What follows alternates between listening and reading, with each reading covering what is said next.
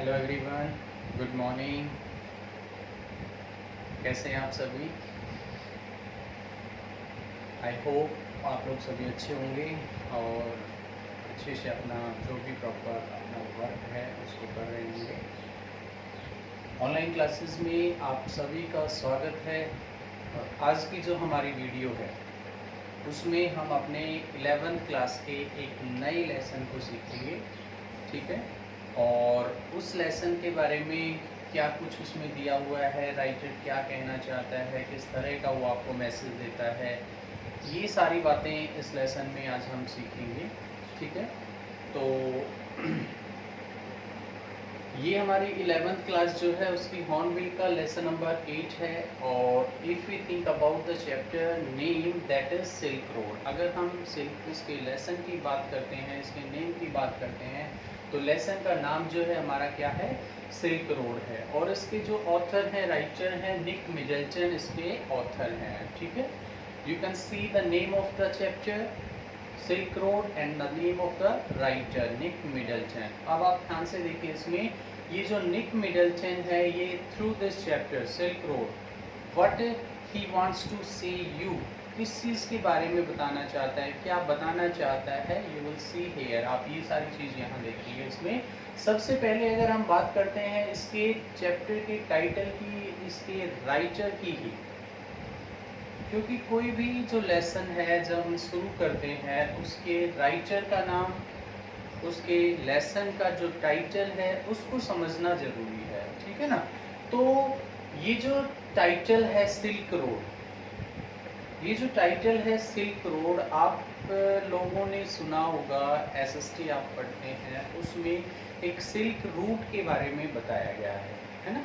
Basically ये जो root है इंडिया चाइना, इंडो चाइना आप कह सकते हैं, इंडिया चाइना के जो है उसको ट्रेडिंग के लिए यूज़ होने वाला रूट है। और ये उस टाइम जो ट्रेडर्स होते थे बेसिकली इस रूट को या इस रोड को यूज़ करते थे इस सिल्क के ट्रेड के लिए, ठीक है ना। इसीलिए उन्होंने इसको नाम जो है सिल्क रोड दिया, ठीक है ना, या सिल्क रूट दिया। और राइटर इसी रोड के थ्रू या इसी रूट के थ्रू जो है अपनी जर्नी कर रहे हैं, इसीलिए उन्होंने इस टाइटल को सिल्क रोड का नाम दिया। ये जो एक राइटर जो है इसमें निक मिडलटन, इसमें इसकी ऑटोबायोग्राफी है, पर्सनल एक्सपीरियंस है, जो वो अपनी जर्नी के थ्रू एक्सपीरियंस करते हैं और आप लोगों के साथ फिर इस लेसन में वो शेयर कर रहे हैं, ठीक है।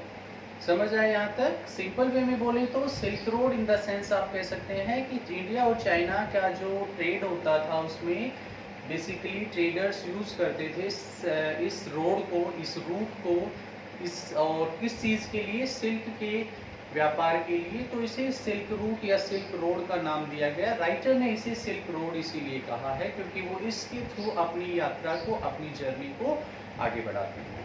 Point is clear? अब थोड़ा सा हम इस निक मिडलटन के बारे में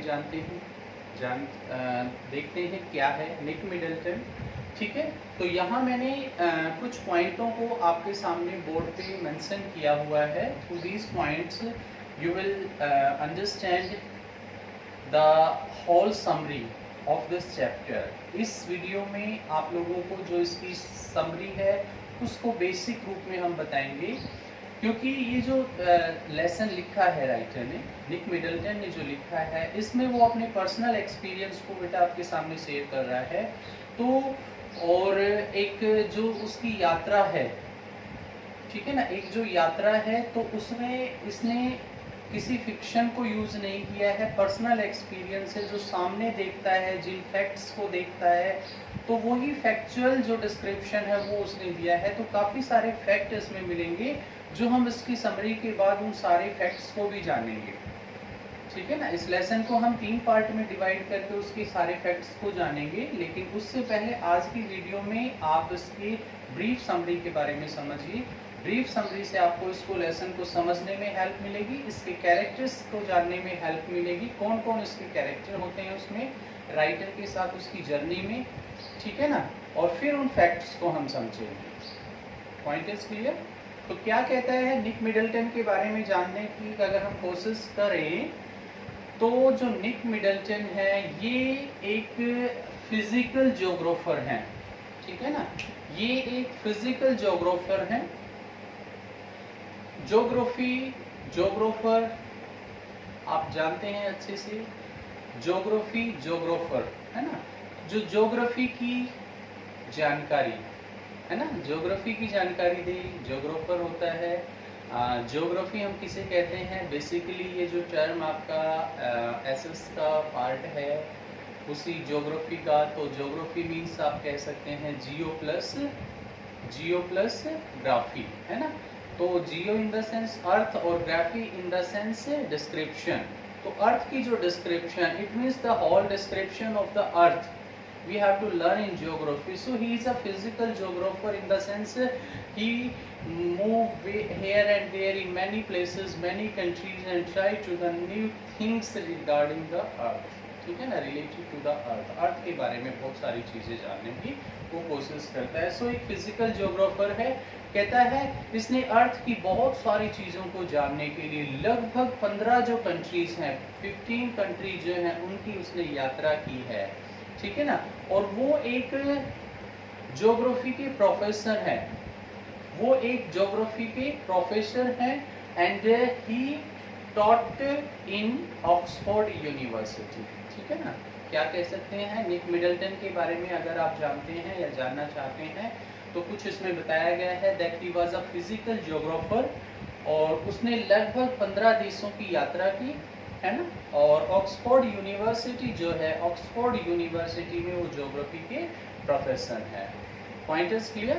ओके, अब आगे बात करते हैं हम। आगे कहता है इसमें जैसे कि हमने स्टार्टिंग में बताया, राइटर एक अपनी पर्सनल एक्सपीरियंस को बता रहा है आपके सामने और उस एक्सपीरियंस में वो किस चीज़ को शेयर कर रहा है।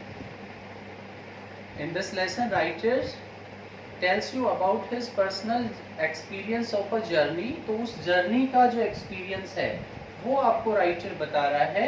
तो और किसके बारे में बताता है बेटा, ये किसके बारे में बता रहा है, ये सिल्क रोड के बारे में बता रहा है। कहता है वो जो जर्नी है, राइटर अपने जर्नी के एक्सपीरियंस को आपके सामने पेश कर रहा है, आपके सामने बता रहा है कि उस जर्नी के थ्रू उसने किस चीज़ को एक्सपीरियंस किया, क्या क्या प्रॉब्लम्स आई, या उसकी जर्नी स्मूथ थी, किससे मिला वो, किस तरह का वेदर था, किस तरह का माहौल उसे देखने को मिला, ये सारी चीज़ें वो अपनी जर्नी की यहाँ पे बताता है। तो क्या कहता है वो, अपनी इस जर्नी में उसने सिल्क रोड को थोड़ा सा डिस्क्राइब किया है और बेसिकली जैसे मैंने बताया इंडिया चाइना, और इस रोड को आप वैसे कह सकते हैं ईस्ट एशिया को साउथ एशिया से कनेक्ट करने वाले जो है, साउथ एशिया, पर्शिया, इनसे, इन देशों से, इनसे कनेक्ट करने वाला जो रोड है, सिल्क रोड का नाम इसे दिया गया है। तो राइटर क्या कहता है, राइटर क्या कहता है, अपनी इस जर्नी में वो इस सिल्क रोड के थ्रू कहाँ की यात्रा कर रहा है, ध्यान से समझिए बेटा।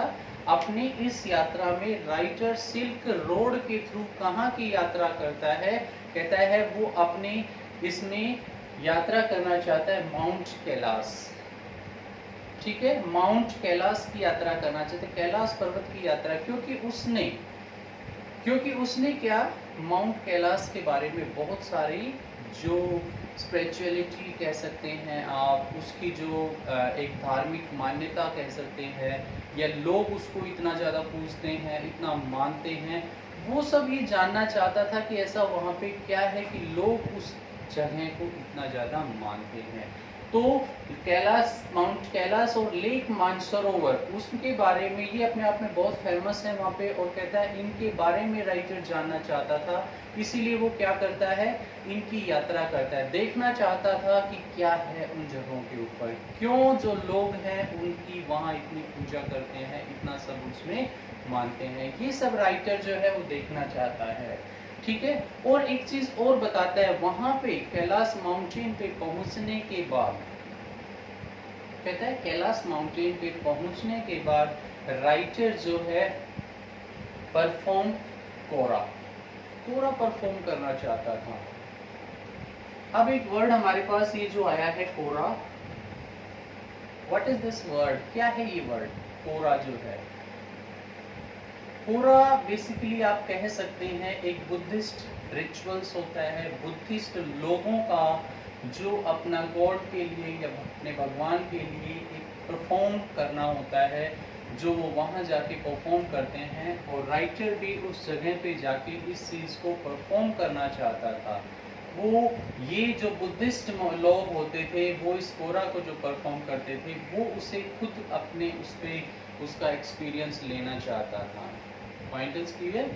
तो यहाँ तक पॉइंट सारे क्लियर हो गए। सिल्क रोड के बारे में हमने आपको बताया। सिल्क रोड क्या है? इंडिया और चाइना का जो है एक रूट को कहा गया है, जिसमें वो पहले टाइम में जो ट्रेडर्स होते थे वो सिल्क का ट्रेड करते थे उसी रोड के थ्रू, ठीक है ना। निक मिडलटन के बारे में बात करते हैं। फिजिकल ज्योग्राफर था, लगभग 15 देशों में, कितने देशों में? 15 देशों में यात्रा कर चुका था और तरह तरह की जो अर्थ के बारे में है इंफॉर्मेशन इकट्ठी करता है। पढ़ाता है वो एक प्रोफेसर है। कहाँ पे था प्रोफेसर? एक बार बोल के बता दीजिए। शाबाश। कहाँ था? ऑक्सफोर्ड यूनिवर्सिटी में। उसके बाद कहता है इस लेसन में वो एक अपना पर्सनल एक्सपीरियंस, अपनी जर्नी का, कहाँ के लिए? माउंट कैलाश के लिए बताना चाहता है। और वो ये जानना चाहता है कि माउंट कैलाश और लेक मानसरोवर इतनी अपने आप में फेमस क्यों है, वो ये जानना चाहता था। And also he reach there and perform कोरा। वहाँ पे जो बुद्धिस्ट रिचुअल कोरा है उसको भी वो परफॉर्म करना चाहता है, इसीलिए अपनी इस यात्रा को वो करता है। तो अब देखो वो अपनी यात्रा को कर पाएगा क्या? उसकी यात्रा जो है प्रॉपर हो पाएगी? वो आगे अब इसमें देखते हैं। यहाँ से बेटा इसकी जो समरी है वो मैं आपको बताता हूँ, ठीक है ना। तो आप ध्यान से समझिए। इसके अंदर यहाँ पे मैंने 3 नाम लिखे हैं, राइटर, डेनियल, सेटन, ठीक है ना। राइटर, डेनियल एंड सेटन जो है ये लोग क्या करते हैं? अपनी यात्रा शुरू करते हैं, ठीक है। ये अपनी यात्रा शुरू करते हैं जिसमें इनके साथ कौन कौन है? राइटर है, डेनियल है और सेटन है। राइटर तो आपको पता ही है कौन है? निक मिडलटन। डेनियल राइटर का दोस्त है, ठीक है। और सेटन जो है उसका टूरिस्ट है, इसका जो टूरिस्ट गाइड है जो उसे वहाँ पे यात्रा करवाएगा आगे, ठीक है ना। और जब वो अपनी यात्रा के लिए रेडी होते हैं तो क्योंकि उन्हें पता है कि बहुत ऊंचाई पे जाना है, बहुत ज़्यादा बर्फ भी हो सकती है, मौसम चेंज हो सकता है, वेदर खराब हो सकता है, तो वो क्या करते हैं? अपने वुलन क्लोथ्स वगैरह अच्छे से पहन लेते हैं, ठीक है ना।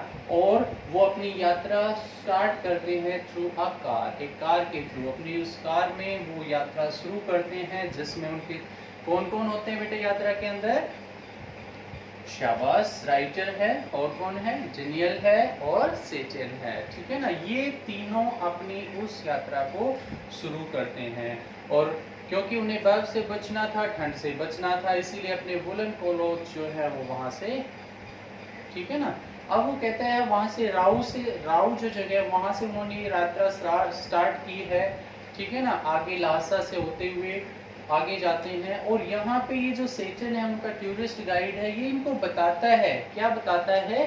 कि मैं तुम्हें ना ऐसे एक रास्ते से, प्रॉपर और शॉर्टकट रास्ते से तुम्हें वहां पे लेके चलूंगा, ठीक है। क्या बताता है राइटर को?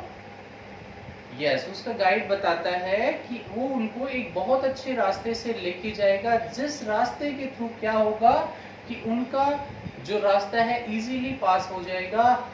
कंडीशन ये थी कि रास्ते में कहीं बर्फ ना गिरनी चाहिए। बर्फ अगर मिलेगी तो हो सकता है दिक्कत हो सकती है, क्योंकि जैसे जैसे हम हाई एल्टीट्यूड पे अपर साइड में जाते हैं तो क्या होता है बेटा, जो बर्फ होती है या आप कह सकते हैं कि जो स्नोफॉल होता है वो ज़्यादा होना शुरू हो जाता है, जिससे क्या होते हैं? रास्ते ब्लॉक हो जाते हैं, रास्ते बंद हो जाते हैं और आगे जाने के लिए कुछ भी नहीं रहता, ठीक है ना। तो वो क्या कहता है? If the snowfall is not there then we will go on that way, it is very shortcut and we will reach it very fast, ठीक है।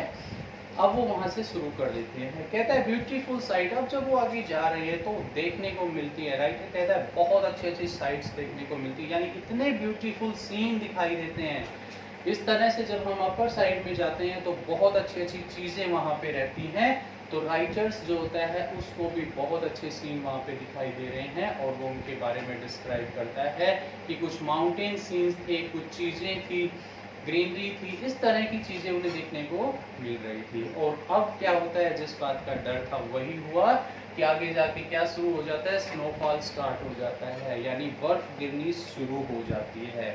और जब बर्फ़ गिरनी शुरू होती है देन व्हाट हैपेंड देयर, कहता है प्रॉब्लम क्रिएट होती है। प्रॉब्लम तो होनी ही थी, अगर आप कहीं जा रहे हैं और रास्ते में बर्फ़ गिरी हुई है, रास्ता जाम है किसी वजह से, that problems will be there.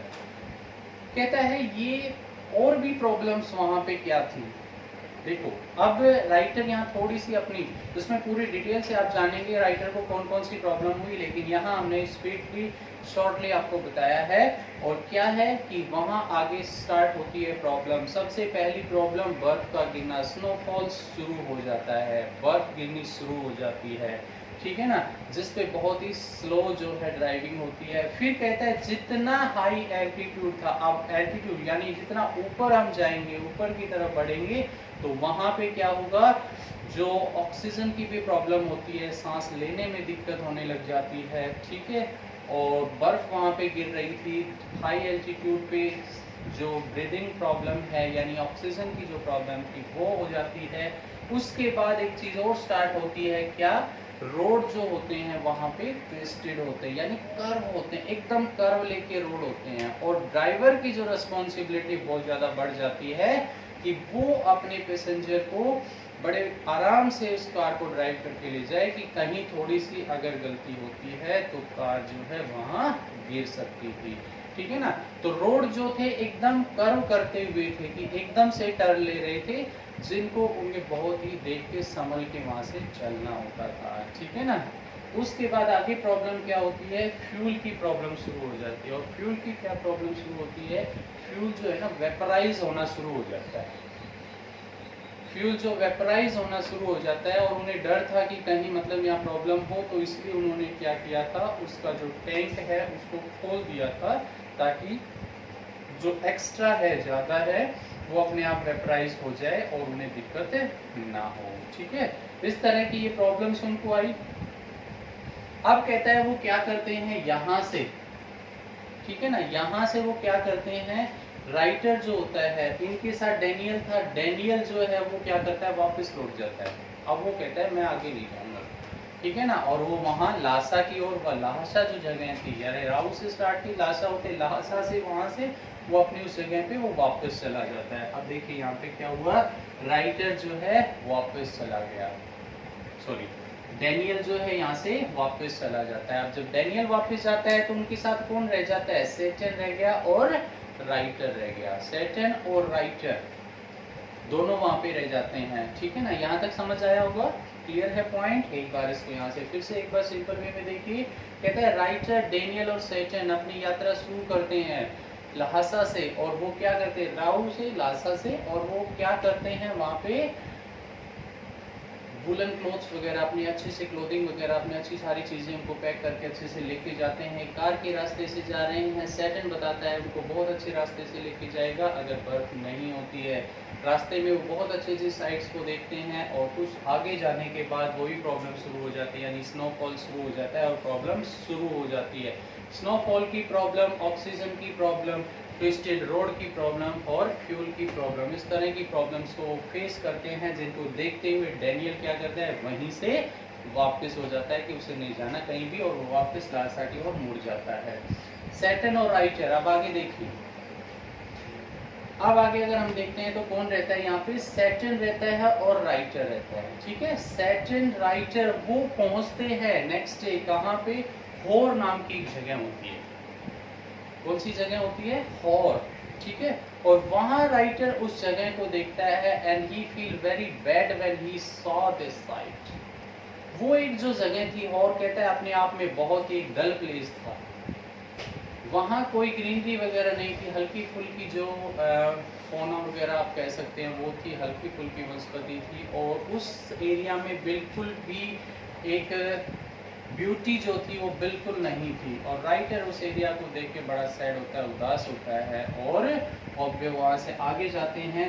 Then वो कहाँ पहुँचते हैं, दर्चिन जो जगह है वहाँ पहुँचते हैं, ठीक है ना। नेक्स्ट डे वो डर्चिन जगह पे पहुंचते हैं और वो प्लेस जो था वो भी एक डल प्लेस था, वो भी बेकार प्लेस था, जगह अच्छी नहीं थी। अब वो वहाँ पे स्टे लेते हैं, लेकिन राइटर को वो जगह भी पसंद नहीं आती, वो भी एक डल ही थी, उस पर भी कुछ इस तरह की नहीं थी कि राइटर उस चीज़ को देख सके। कहते हैं उस रात राइटर को वहाँ पे नींद नहीं आई, वो सो नहीं पाया।